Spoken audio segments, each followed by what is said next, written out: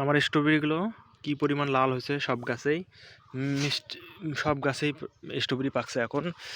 এভাবে যে পরিমাণে লাল হয়েছে আর ওয়েট, এত পরিমাণ ওয়েট স্ট্রবেরির আসলে বুঝতে পারিনি। এগুলো সব গাছে স্ট্রবেরি লাল হয়েছে, প্রত্যেকটা গাছে। আসলে দেখতেই ভালো লাগতেছে।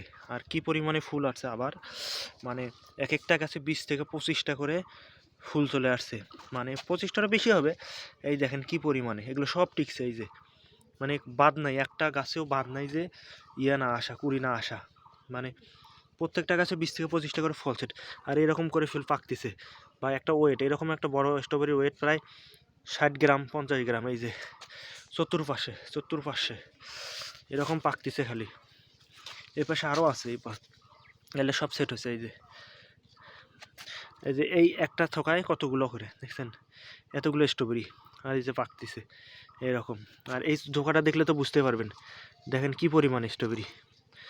এই যে স্ট্রবেরি একটাতে, এই থোকাতে মানে 20টা আছে, এই পাশেও আছে 20টার মতো। তো একটা গাছে 40টা করে ধরে। এই যে এখানেও দেখেন কত বড় স্ট্রবেরি হয়ে আছে।